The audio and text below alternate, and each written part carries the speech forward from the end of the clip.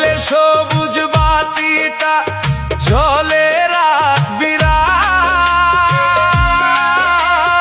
অথচ আমার ইনবক্সে শুধুই জমা হয় একরাশ আধার। আমি কল দিলে তুই ধরিস না আর দিস না কোনো সাড়া, তোর কাছে কি আমি এখন একদমই দিশেহারা।